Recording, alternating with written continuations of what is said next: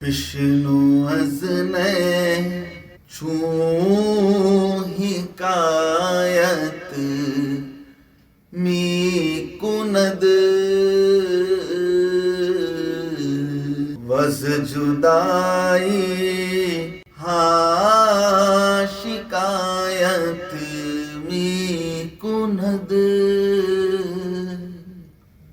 بسم اللہ الرحمن الرحیم. الحمدللہ رب العالمین والصلاة والسلام علی سیدنا و مولانا محمد سید الاولین والآخرین وعلی آلہ واصحابہ اجمعین، اما بعد. گزشتہ کی نشست میں ہم نے پڑھا تھا کہ دشمن کو پچھاڑ دینے کے بعد حضرت علی نے جو اس کو معاف کیا اور پھر اس نے سوال کیا کہ ایسی حالت میں جب کہ میں آپ کے قابو میں آ گیا تھا آپ نے مجھے کیوں چھوڑ دیا، کیوں میری گردن نہیں اڑا دی. تو یہ ساری گفتگو چل رہی تھی، اس کے اندر حضرت علی اس کو بتا رہے تھے کہ اس طرح چھوڑ دینے کا کیا سبب ہے. اس دوران یہ بات بتائی گئی تھی کہ اللہ کے بعض نیک بندے ایسے ہوتے ہیں جو بظاہر ہم کو ایسا لگتا ہے کہ وہ اقتدار یا پھر حکومت یا خلافت ان چیزوں کے پیچھے، امیری ان چیزوں کے پیچھے جا رہے ہیں، حالانکہ ایسا نہیں ہوتا. آؤٹ ورڈلی ایسا ہو سکتا ہے کہ دے میں بی اسٹرائیونگ آفٹر پاور اور اتھارٹی، لیکن حقیقت میں ایسا نہیں ہے، بلکہ اس کے پیچھے ان کا ایک مقصد ہوتا ہے. اگر وہ ایسا دکھائی بھی دیتے ہیں تو اس کے پیچھے ایک خاص مقصد ہوتا ہے. یا تو ان کو ویسا کرنے کا حکم ہوتا ہے تو حکم کی تعمیل کرتے ہیں، یا پھر اس سے کوئی اچھا مقصد حاصل کرنا ہوتا ہے، جیسے کہ حکمران کو سکھانا کہ صحیح حکمرانی کس کو کہتے ہیں. اللہ کے لیے حکمرانی کرو تو اللہ کے بتائے ہوئے طریقے کے مطابق کرو. تو اس کی رہنمائی کے لیے، اس کو ہدایت دینے کے لیے کہ کس طرح سے یہ سارے اقتدار کے معاملات کو سنبھالنا چاہیے، یہ منصب کو کس طرح نبھانا چاہیے، اس کی ہدایت کے لیے، اس کی رہنمائی کے لیے وہ جو کچھ کرتے ہیں ان کے عمل سے لوگوں کو یہ لگتا ہے کہ وہ بھی اقتدار کے پیچھے بھاگ رہے ہیں. تو اس کا ذکر کرتے ہوئے آپ نے فرمایا تھا کہ وہ لوگ اس دنیا کی سرداری کو تو دیکھتے ہی نہیں ہیں، کیونکہ ان کی نظر میں تو وہ آخرت کی سرداری ہوتی ہے، اور جب آخرت میں ان کو وہ سرداری مل جاتی ہے تو پھر لوگوں کے چھپے ہوئے احوال جو ان کے بارے میں بدگمانی کیا کرتے تھے وہ ظاہر ہو جاتے ہیں. ان کی سرداری جب آنکھوں کے سامنے آ جاتی ہے، حقیقی سرداری کس کو کہتے ہیں، لوگوں کے احوال ظاہر ہو جاتے ہیں. تو آپ نے کہا تھا کہ اے عقل مند انسان، اگر تجھے عقل ہے تو ان کو ایسا مت سمجھ، ان کے بارے میں برا گمان نہ کر، ہوش میں آ اور اچھے کو اچھا اور برے کو برا جاننے کی صلاحیت اپنے اندر پیدا کر. اب یہ بیان کرتے ہوئے آگے یہ ہم کو سمجھایا گیا کہ حضور صلی اللہ علیہ وسلم نے بھی فتح مکہ کی دعا کی تھی، اور فتح مکہ کے لیے جو ہو سکتا تھا ظاہری اسباب کی تکمیل آپ نے سب کچھ کی، اور بالآخر مکے کو فتح کیا. تو مکے کو فتح کرنے کا مقصد آپ کا اقتدار حاصل کرنا نہیں تھا، حکومت حاصل کرنا نہیں تھا، بلکہ وہ اللہ کے حکم سے ہو رہا تھا. اب اس کے بارے میں آپ تفصیل بیان کریں گے. جہد پیغمبر بفتح مکہ ہم، کہ بود در حب دنیا متہم. حضور صلی اللہ علیہ وسلم کی فتح مکہ کی جو کوشش تھی وہ دنیا کی محبت کی وجہ سے نہیں تھی. آپ کو اس سے متہم نہیں کیا جا سکتا، ویسا الزام آپ پر نہیں لگایا جا سکتا کہ آپ نے دنیا حاصل کرنے کی کوشش کی اور اس لیے فتح مکہ ہوا. آنکھ او از مخزن ہفت آسمان، چشم دل بربست روز امتحان. جس ذات نے 7 آسمانوں کے خزانے سے دل کی آنکھ کو بند کر لیا، وہ ذات، وہ شخصیت جن کے ہاتھ میں اللہ تعالیٰ نے خزانوں کی کنجیاں دے دی تھی. اوتیت مفاتیح خزائن الارض، زمین کے خزانوں کی کنجیاں مجھے دے دی گئیں، یہ حدیث میں آیا. تو زمین و آسمانوں کے خزانوں کی کنجیاں جن کے ہاتھ میں ہیں، وہ ان کنجیوں کے حاصل ہونے کے باوجود ان خزانوں پر انہوں نے کبھی التفات کیا ہی نہیں، تو معمولی فتح پر کیا التفات کریں گے. از پہ نظارے او حور و جان، پر شدہ آفاق ہر ہفت آسمان.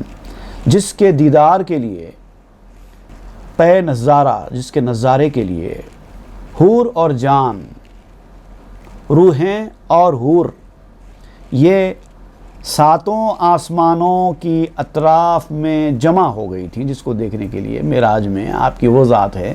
جب آپ معراج میں آسمانوں پر پہنچے تو آسمانوں میں جتنی روحیں ہیں اور جتنے حوریں ہیں، سب کے سب آپ کے دیدار کے لیے، جیسے کوئی بہت بڑا وی آئی پی آتا ہے تو اس کے شہدائی کس طرح اس کو دیکھنے کے لیے ٹوٹ پڑتے ہیں، وہ کیفیت آپ کی تھی۔ ساتوں آسمان کے روحیں اور حوریں سب آپ کے اطراف جمع ہو گئی تھیں۔ خود سیاں افتادہ بر خاک رہش، سچ یوسف او فتادہ در چہش۔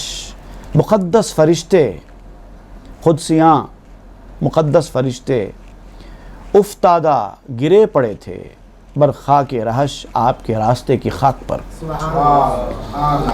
آپ کے راستے کی خاک میں، جیسا کہا جاتا ہے نا کہ قدموں کے سامنے آنکھیں بچھا دینا، وہ انتظار اور پھر آپ کے آنے کے بعد جس طرح سے نیاز مندانہ قدسیوں کا برتاؤ تھا آسمانوں میں، وہ کیفیت تھی۔ اور جیسے یوسف علیہ السلام کو دیکھنے کے لیے زنان مصر نے امید لگائی تھی اور ان کا جو حال ہو گیا تھا، آسمانوں پر آپ کا وہ حال تھا۔ آپ کے سینکڑوں مشتاق تھے جیسے کہ یوسف علیہ السلام کے تھے۔ خیشتن آراستہ از بہر او، خود ورا پروائے غیر دوست کو۔ سب لوگوں نے، آسمان کی مخلوق نے آپ کے لیے اپنے آپ کو سنوارا تھا۔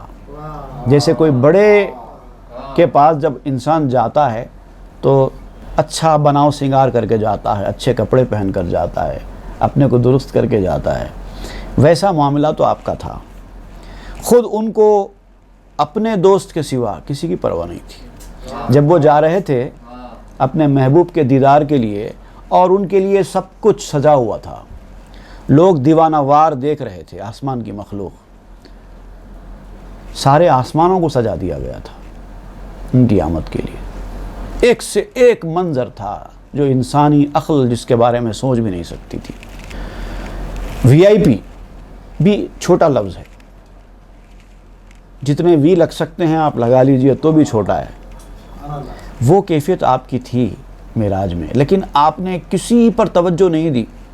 آپ کی توجہ تو صرف وہاں پہنچنے پر تھی، جاؤں اور اپنے محبوب کا میں دیدار کروں، اپنے دوست کے سوا کسی کو دیکھتے ہی نہیں تھے۔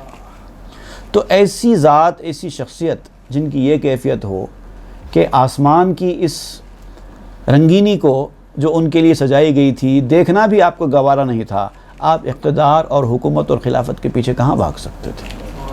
آن چنا پرگشت از اجلال حق، کندرو ہم رہنے آبد آل حق۔ اللہ تعالیٰ کے اجلال سے آپ اس قدر بھرے ہوئے تھے، اللہ کا اجلال، میگنیفیکیشن آپ کے اندر اتنا اترا ہوا تھا کہ اس میں کسی کے خیال کا کوئی چانس نہیں تھا۔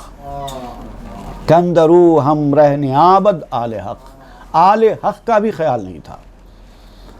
آل حق جو ہے، ایک ہوتا ہے عیال حق، ایک ہوتا ہے آل حق۔ الخلق عیال اللہ کہا گیا، ساری مخلوق اللہ تعالیٰ کی عیال ہے، لیکن جو اللہ تعالیٰ کے مقرب بندے ہیں ان کو کہتے ہیں آل حق۔ جو اللہ تعالیٰ کے قریب رہنے والے، جو بہت قرب میں رہنے والے ہوتے ہیں، ان کو آل حق کہا جاتا ہے۔ تو اور آل حق میں بھی سب سے بڑا پوزیشن جو ہے انبیاء کرام کو حاصل ہے۔ تو حضور صلی اللہ علیہ وسلم کا وہاں پر وہ معاملہ تھا کہ آپ کسی چیز کو دیکھنا آپ کو گوارا نہیں تھا، یہاں تک کہ انبیاء کرام بھی راستے میں ملتے جاتے تھے۔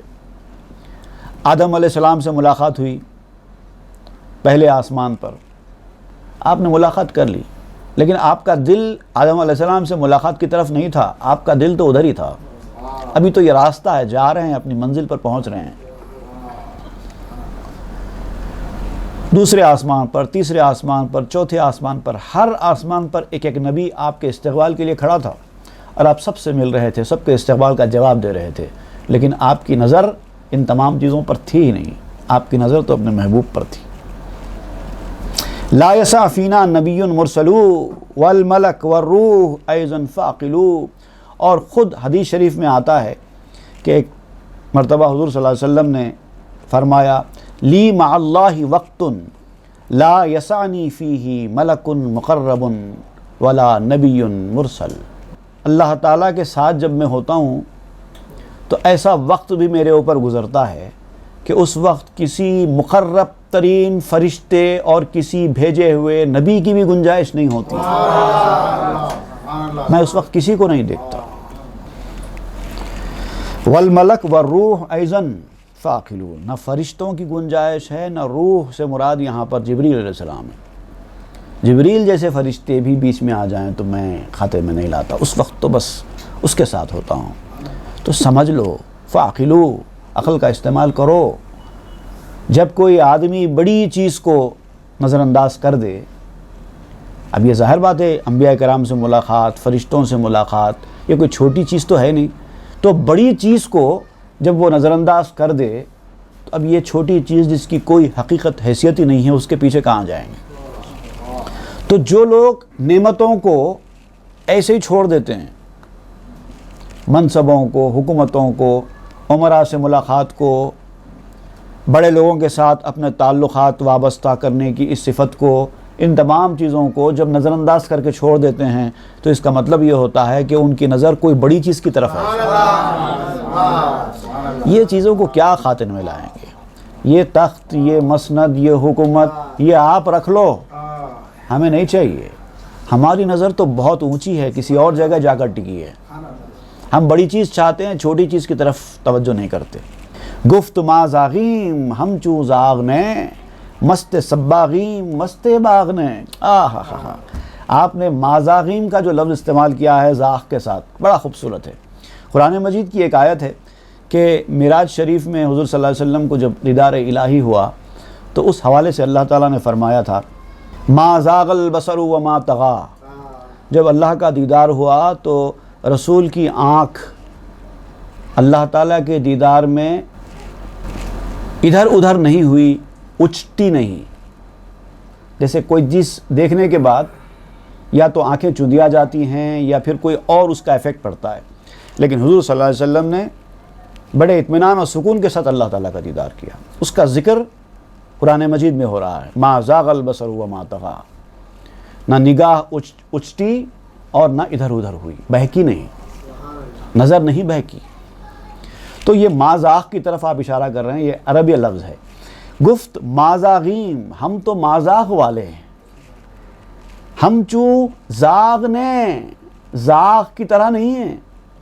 ما زاغ ہے، ما زاغ نہیں ہے. ما زاغ، ما مطلب ہم، زاغ مطلب کوا. ہم ما زاغ والے ہیں، ما زاغ نہیں ہیں، کوے کی طرح نہیں ہیں. مست سباغیم، مست باغ نے، ہم سباغ کے متوالے ہیں، باغ کے متوالے نہیں ہیں. سباغ جو ہے اصل میں صبغۃ اللہ ومن احسن من اللہ، صبغہ کی طرف اشارہ ہے. صبغہ کہتے ہیں رنگ کو، اللہ کا رنگ. اللہ کے رنگ سے اچھا کوئی رنگ ہے ہی نہیں. تو یہ ہم وہ رنگ والے ہیں،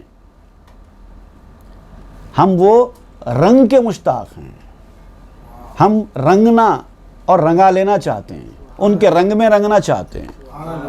ہم رنگ والے ہیں. مست سباغین، ہم سباغ کے مت والے ہیں. مست باغ نے، باغ کے شیدائی نہیں ہیں. جو عشق و محبت والے ہوتے ہیں وہ اپنے یار کے رنگ میں رنگ جانا چاہتے ہیں. سب سے اچھا اس کا رنگ ہے. ناپسندیدہ ہے اس شخص کے کردار کا رنگ جس کے اسوے میں نہیں اسوہ سرکار کا رنگ. وہ رنگ والے لوگ رنگ کے پیچھے جاتے ہیں. جو میرے یار کا رنگ وہی میرا رنگ. تو ہم وہ رنگ والے ہیں جو یار کا رنگ ہے. ہم باغ کے شیدائی نہیں ہیں، پھولوں کے رنگ کی طرف نہیں جاتے. پھولوں کی طرف مطلب دنیاوی ساز و سامان کی طرف، جو آنکھوں کو لبھانے والی چیزیں ہیں، نظارے ہیں، باغ ہیں اور خوبصورت سینریز ہیں، ان کی طرف نہیں جاتے. دنیاوی چیزوں کی طرف نہیں جاتے. چونکہ مخزن ہائے افلاک و قول، چون خسے آمد برے چشم رسول۔ جبکہ آسمانوں کے اور عقلوں کے خزانے رسول کی نظر میں ایک تنکے کے برابر ثابت ہوئے، ایک معمولی اسٹرا کی طرح ہے یہ سب کچھ۔ آسمانوں اور عقلوں کے خزانے، عقلوں کے خزانے سے مراد علم جو عقلوں کے اندر ہوتا ہے۔ نہ ہمارے پاس علموں کی اہمیت ہے، نہ ہمارے پاس خزانوں کی اہمیت ہے، چاہے وہ خزانے زمین کے اندر کے ہوں، چاہے خزانے آسمان کے اندر کے ہوں، سب ہمارے سامنے تنکے کے برابر ہیں۔ تو رسول اللہ صلی اللہ علیہ وسلم کے سامنے یہ سارے خزانے رکھ دیے گئے، لیکن آپ نے ان کو تنکے سے بڑھ کر کچھ نہیں سمجھا۔ چوں خسے آمد، خس اسٹرا کو کہتے ہیں، اور خس جو ہے بیکار چیز کو بھی کہتے ہیں۔ اس سے پہلے بھی میں نے بتایا تھا، جس کی کوئی ویلیو نہیں ہوتی ہے، پھینک دینے کے لائق، ورتھ لیس، جس کی کوئی قیمت نہیں ہے۔ پس چہ باشد مکہ و شام و عراق، کہ نماید او نہ برد و اشتیاق۔ یہ مکہ کی فتح، یہ شام کی فتح، یہ عراق کی فتح اور اس طرح کے دیگر ملکوں کی فتح، یہ ہوتی کیا ہے؟ اس کی اہمیت ہی کیا ہے کہ اس کے پیچھے آپ اپنی کوشش کریں گے، اس کو اپنے نظر کے سامنے رکھ کر وہ حاصل کرنے کا اشتیاق ظاہر کریں گے؟ ایسا کچھ نہیں ہے۔ فتح مکہ کا ایسا اشتیاق اقتدار حاصل کرنے کے لیے نہیں تھا۔ شام فتح کیا گیا، اقتدار و حکومت حاصل کرنے کے لیے نہیں کیا گیا، اور دیگر قسطنطنیہ فتح کیا گیا اور دیگر ممالک فتح کیے گئے، سب کے سب اقتدار اور کرسی کے لیے نہیں تھے، بلکہ نظام الہی رائج کرنے کے لیے تھے، اور وہ اللہ کے حکم سے تھا۔ آن گمان و ظن منافق را بود، کو قیاس از جہل و حرص خط کند۔ ایسا خیال کہ یہ سب کچھ اقتدار کے لیے ہے، اس میں سب کچھ سیاست ہے۔ اللہ کے نیک بندوں کی لڑی ہوئی جنگوں میں اگر آپ کو سیاست لگتی ہے، اقتدار کی خواہش لگتی ہے، تو مولانا روم کی نظر میں ایسا خیال صرف منافقوں کا ہو سکتا ہے۔ گمان و ظن منافق را بود، یا پھر ایک نسخے میں منافق کا لفظ نہیں ہے۔ اب دیکھیے وہ نسخے میں کیا ہے، آن گماں بروے ضمیر بد کند، جو بد ضمیر ہوتا ہے، جس کا ضمیر خراب ہو جاتا ہے، ایسے آدمی کو ایسا گمان آتا ہے۔ دیکھیے دونوں نسخوں میں بھی اگر ہم لفظ منافق نکال بھی دیں تب بھی کتنے سخت الفاظ استعمال کیے ہیں۔ کو قیاس از جہل و حرص خط کند، کیونکہ وہ اپنے جہل پر، اپنی جہالت پر اور اپنے حرص پر، جو اس کے اندر لالچ ہے، وہ دوسروں کا بھی ویسے قیاس کرتا ہے۔ اس کے اندر جہالت ہے بھری ہوئی، اور اس کے اندر ہے دنیا حاصل کرنے کی حرص، اقتدار و کرسی کی حرص۔ تو جس کے اندر یہ حرص ہوتی ہے کہ میں وہ کرسی حاصل کروں، میں وہ مسند حاصل کروں، وہی دوسرے کے بارے میں ایسا خیال کرتا ہے، گمان کرتا ہے۔ آبگینے زرد چون سازی نقاب، زرد بینی جملے نور آفتاب۔ اصل میں مسئلہ کیا ہے، جب آپ اپنی آنکھوں کے اوپر چشمہ لگاتے ہیں رنگ کا، سمجھیے پیلے رنگ کا، آپ نے آنکھوں کے اوپر چشمہ لگا لیا، زرد بینی جملہ نور آفتاب، سورج کی پوری روشنی آپ کو پیلی نظر آتی ہے۔ مسئلہ یہ نہیں ہے کہ سورج کی روشنی پیلی ہو گئی ہے، مسئلہ یہ ہے کہ آپ نے اپنی آنکھوں میں پیلا چشمہ لگا لیا ہے۔ تو لوگوں کے بارے میں برا گمان کرنا، اچھے لوگوں کے بارے میں برا خیال کرنا، ایسے ہی لوگ ہی ہوتے ہیں جنہوں نے اپنی آنکھوں کے اوپر چشمہ لگا لیا ہے، اور وہ چشمے کا رنگ ہی ان کو دکھائی دے رہا ہے۔ اپنی آنکھوں سے وہ چشمہ اتارو، اس کے بعد حقیقی روشنی کیا ہے پتہ چلے گا۔ بشکن آن شیشے کبود و زردرا، تا شناسی گردرا و مردرا۔ گرد اور مرد کا جو استعمال کیا ہے بڑا خوب ہے۔ اس اندھے اور زرد گلاس توڑ ڈالو جو تمہیں اندھا بنا رہی، حقیقت دکھانے سے اندھا بنانا، مطلب جو ریئلٹی ہے آپ کو ریئلٹی نہیں دکھا رہی ہے، تو اس کا مطلب اندھا بنا رہی ہے آپ کو، اور پیلا دکھا رہی ہے جبکہ روشنی پیلی نہیں ہوتی۔ تو یہ جو چشمہ ہے یا جو شیشہ ہے جو آپ نے آنکھوں کے اوپر پردے کے طور پہ ڈال لیا ہے، یہ ہٹاؤ۔ تا شناسی گرد را و مرد را، تاکہ آپ کو گرد اور مرد کے درمیان فرق سمجھ میں آئے۔ اب دیکھیے گرد کو مرد سے کیسے اور کیوں آپ تشبیہ دے رہے ہیں؟ لفظ تو بڑا قافیہ والا ہے، گرد مرد، تو آپ کہہ رہے ہیں مرد کو دیکھو کہ وہ مرد ہے، گرد کو دیکھ کر مرد مت سمجھو۔ اب یہ گرد تو ہوتی ہے، مرد کے اطراف کہاں پر اور کیسے، اب آگے کے شعر میں بیان کریں گے۔ گرد فارس گرد سر افراشتے، گرد راتو مرد حق پنداشتے۔ جو گھوڑا چلانے والا جب گھوڑا چلاتا ہے، شہ سوار بڑی تیزی سے وہ گھوڑا دوڑاتا ہے، تو جب وہ زمین پر تیزی سے گھوڑا دوڑاتا ہے تو دھول اڑتی ہے، تو ادھر سے ادھر سے انسان کی ہائٹ تک دھول اڑتی ہوئی دکھائی دیتی ہے۔ دور سے جب آدمی دیکھتا ہے گھوڑ سوار کو تو اس کو گھوڑا چلانے والا دکھائی نہیں دیتا، دھول کی وجہ سے ہر طرف دھول ہی دکھائی دیتی ہے، تو وہ سمجھتا ہے کہ یہ دھول ہی گھوڑا چلا رہی ہے، کیونکہ چلانے والا اس کو نظر نہیں آ رہا ہے۔ تو آپ کہتے ہیں کہ شہسواروں کے چاروں طرف غبار اڑ رہا ہے، یہ بھی شہسوار ہیں، ان کے اطراف بھی غبار اڑتا ہے، اور تو ہے کہ تو نے مرد حق کو، مرد کو گرد سمجھ لیا، یہ کیفیت تیری ہے، تجھے دکھائی دے رہی ہے گرد، تجھے مرد دکھائی نہیں دیتا، تو تو نے اس گرد کو ہی مرد سمجھ لیا ہے۔ گرد دید ابلیس و گفتی فرعتین، چون فزائد برمن آتش جبین۔ شیطان نے بھی، ابلیس نے بھی آدم علیہ السلام کے اطراف گرد دیکھی تھی، وہی گرد تھی جس کو دیکھنے کے بعد اس نے کہا تھا کہ یہ مٹی کا بنا ہوا ہے، لیکن اس کو وہ دکھائی نہیں دیا تھا کہ اندر کیا ہے اس گرد کے اندر۔ گرد سے مراد جسم لے رہے ہیں، کیونکہ جسم مٹی کا ہوتا ہے۔ تو جو لوگ انسان کی حقیقت کو دیکھنے کے بجائے اس کی مٹی کو، اس کے جسم کو دیکھتے ہیں، اس کی مثال یہی ہے، گرد کو دیکھنا اور مرد کو نہ دیکھنا۔ ابلیس کا بھی یہی معاملہ ہوا تھا، اس کو جو چیز دکھائی دے رہی تھی اس نے کہا کہ یہی ہے، تو اس نے گرد دیکھی اور مرد کو گرد سمجھ لیا اور سجدہ کرنے سے انکار کر دیا۔ چون فزائد برمن آتش جبین، اور یہ دیکھ کر ہی اس نے کہا تھا کہ میں تو آتش جبین ہوں، آگ والا ہوں، تو یہ گرد مجھ سے کیسے بڑھ سکتی ہے؟ اس گرد کا، اس مٹی کے گرد کا مقام آگ کی شعلوں سے بڑا کیسے ہو سکتا ہے؟ یہی غلط فہمی کا شکار ہو گیا ہو۔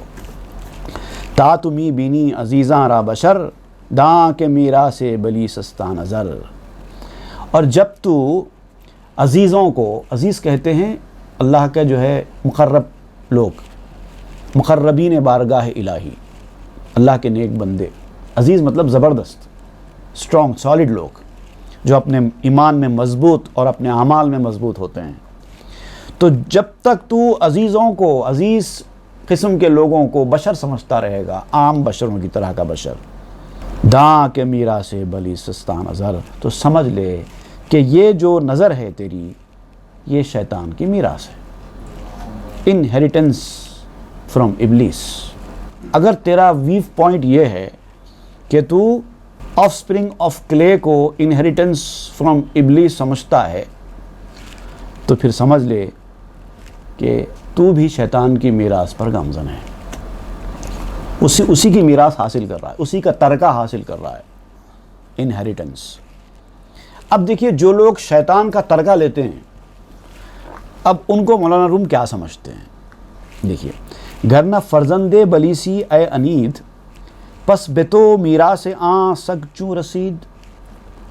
اے سرکش انسان، اے کانٹومیشیس ون، کنٹومیشیس مطلب سرکش، انید سرکش، ایسے آدمی کو کہتے ہیں جو یعنی اپنی اتھارٹی، جو اس کی اتھارٹی ہے اس کا ڈس اوبیڈینٹ ہو جائے، چاہے وہ ولفلی ہو یا اسٹبرنلی ہو، اپنی خواہش سے نافرمانی کرے یا اس کو مجبوریاں کا نام دے کر نافرمانی کرے۔ اتھارٹی جو آپ کی ہے اس کی نافرمانی کسی قیمت پہ نہیں کرنی، نہ سبب بتا کر، نہ اپنی خواہش بتا کر۔ اور اگر آپ یہ چیز ریگولر بیسس پہ کریں گے تو پھر آپ بھی سرکش کہلائیں گے۔ انید اسی سے بنا ہے، اور یہ جو لفظ انید ہے اللہ تعالیٰ نے قرآن مجید میں سخت قسم کے کافروں کے ساتھ استعمال کیا ہے۔ القیا فی جہنم کل کفار عنید، سورہ قاف میں آیت نمبر 24 میں فرمایا گیا۔ ناشکر کفار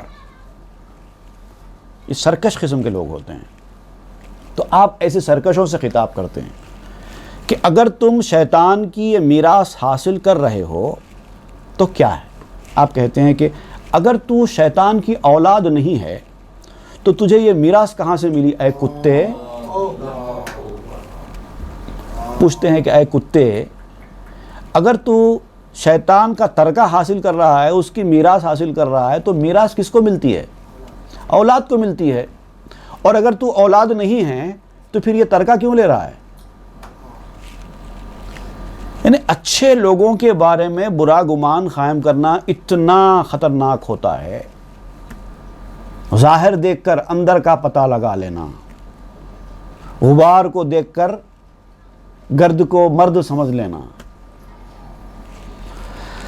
منیم سگ شیر حقم حق پرست، شیر حق آنست کا صورت برست۔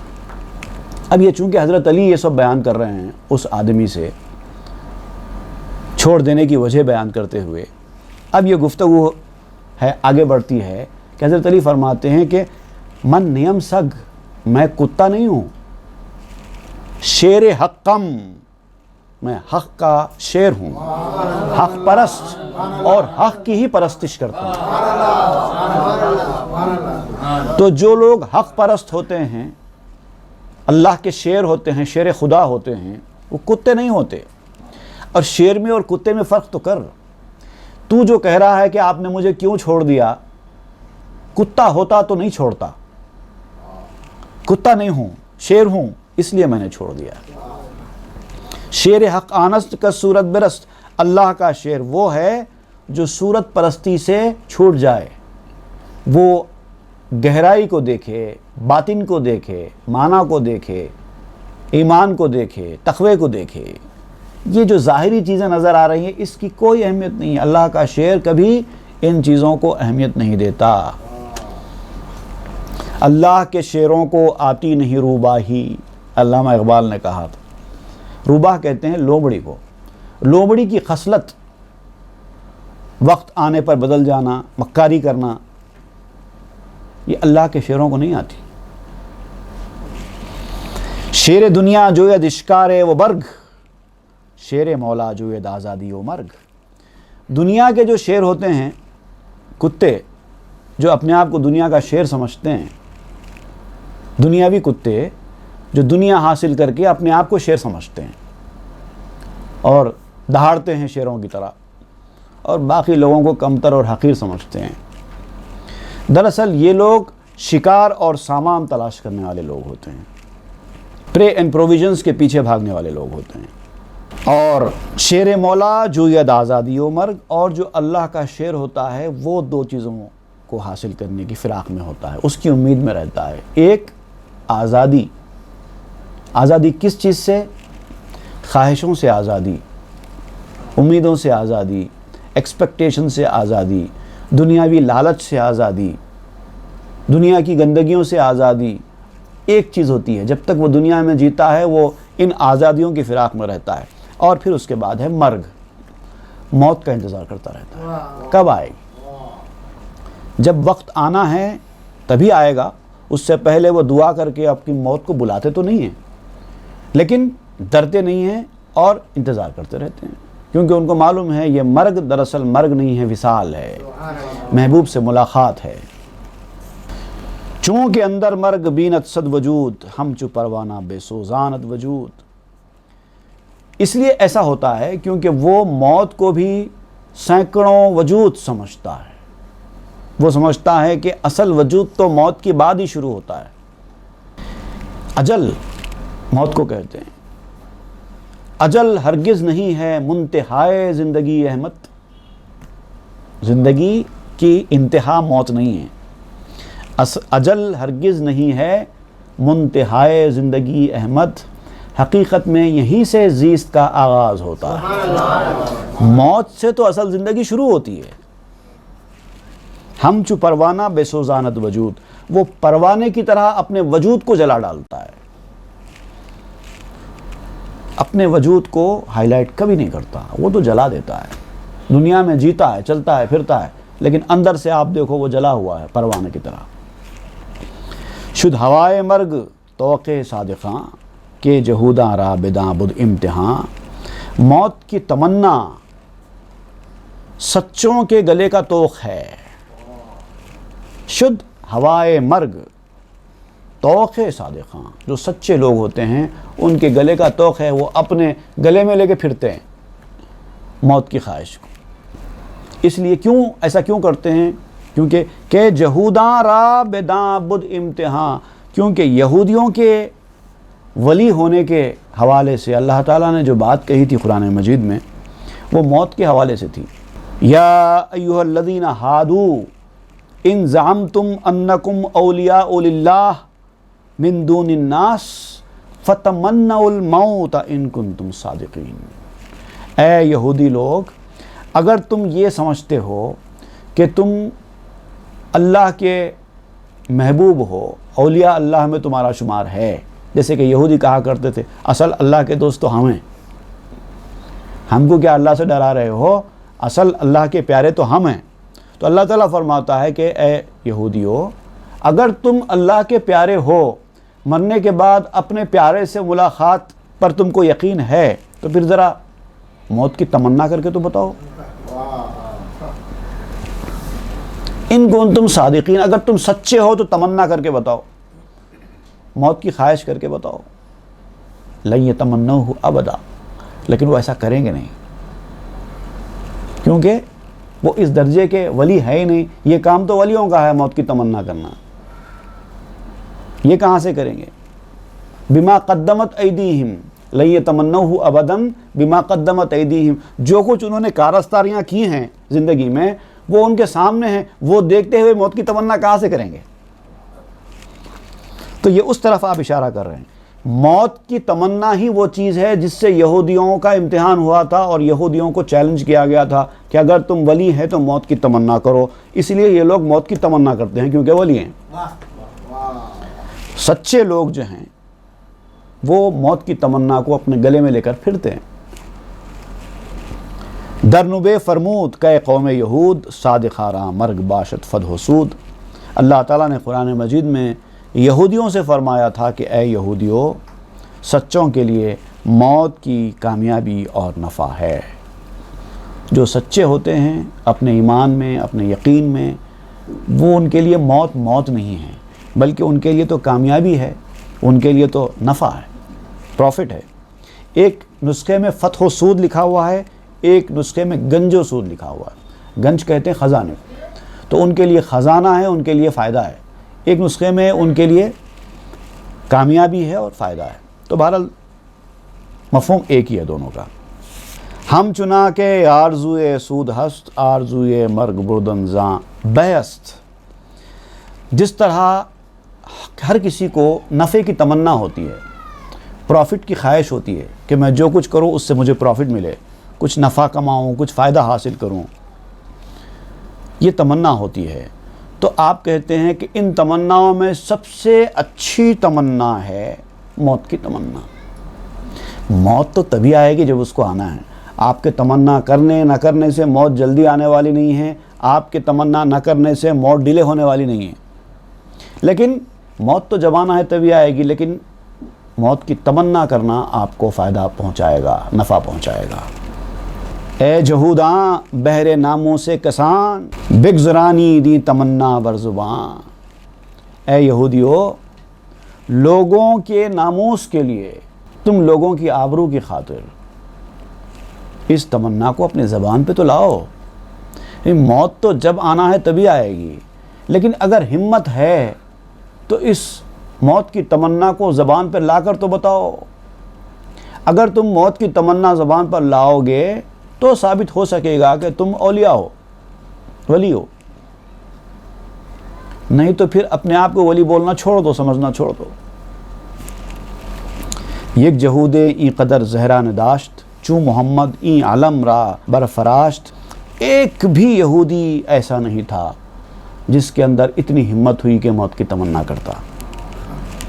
جب اعلان کیا جب حضور صلی اللہ علیہ وسلم نے یہ جھنڈا بلند کیا چیلنج والا، یہودیوں موت کی تمنا کر کے بتاؤ کہ یہ جو جھنڈا بلند کیا آپ نے، اس وقت ایک یہودی کی بھی ہمت نہیں ہوئی کہ وہ موت کی تمنا کرتا۔ گفت اگر گویند ایرا بر زبان، یک جہود خود نماند در جہان۔ تو حضور صلی اللہ علیہ وسلم نے اس وقت فرمایا کہ ایک یہودی بھی ایسا کلمہ اپنی زبان پر نہیں لا رہا ہے، اللہ کے فرمانے کے باوجود تمنا کر کے بتاؤ، تب بھی کوئی تمنا کرنے تیار نہیں ہے۔ اس طرح ان لوگوں نے اپنی جان بچا لی ہے۔ اگر موت کی تمنا کر لیتے تو ان میں سے کوئی بھی زندہ نہیں بچتا۔ جیسے دیگر قوموں کے بارے میں ہیں، انہوں نے اللہ کے عذاب کو دعوت دی، اللہ کے عذاب کو دعوت دی، چیلنج کرنے کے بعد فوری عذاب آ گیا۔ اب یہاں بھی اگر وہ کہہ دیتے کہ ہاں ہم موت کی تمنا کرتے ہیں، فوری موت آ جاتی۔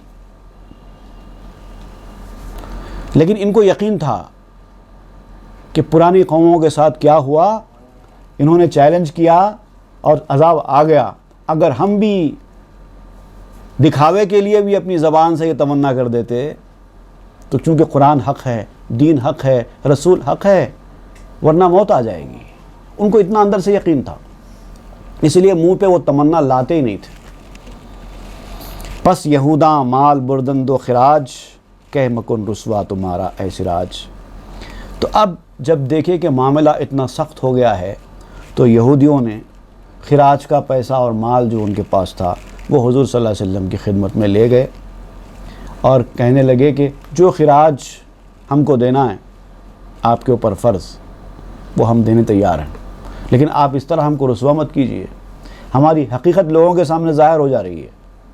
آپ اتنا کھلا چیلنج کر رہے ہیں کہ تم اولیاء ہو تو موت کی تمنا کر کے بتاؤ، اور ہم تمنا نہیں کر پا رہے ہیں۔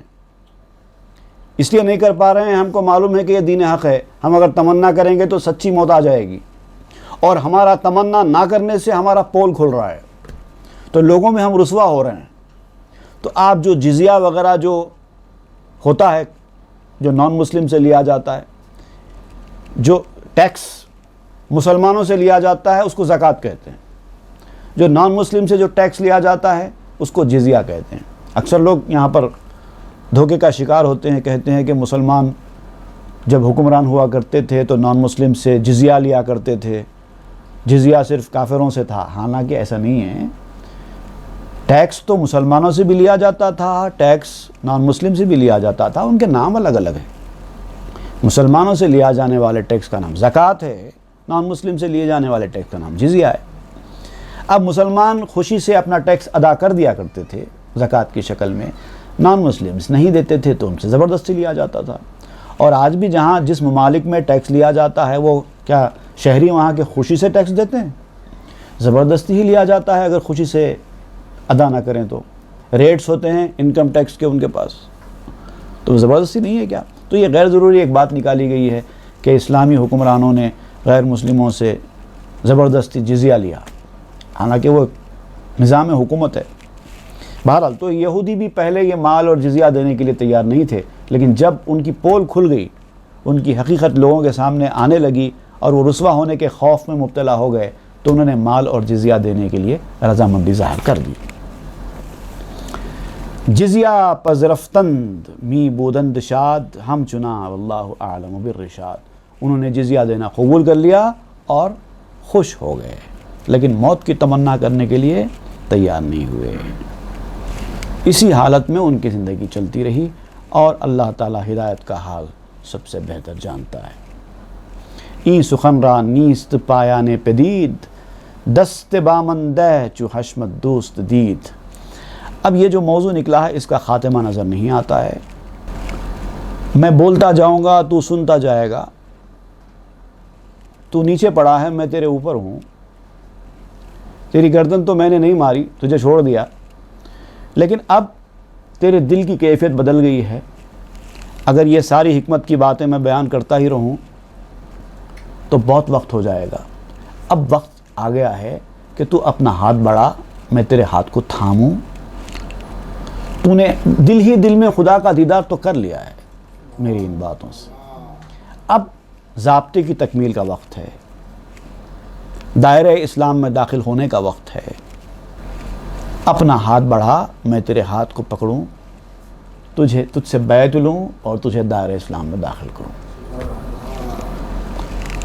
یہ تھا یہ واقعہ جو بیان کیا گیا۔ اب یہاں پر جو ہے اس کا تسلسل اور جاری رہے گا کہ حضرت علی نے کس انداز سے اس کو اسلام میں داخل کیا، اور پھر اس کے ساتھ ساتھ کون کون دائرہ اسلام میں داخل ہوئے، پھر اس نے اور کیا سوال کیا حضرت علی سے، اس کی تفصیل انشاءاللہ ہم آئندہ کے درس میں پڑھیں گے۔ وصلی اللہ تعالی علی خیر خلقہ سیدنا محمد وآلہ واصحابہ اجمعین والحمد للہ رب العالمین۔ چھو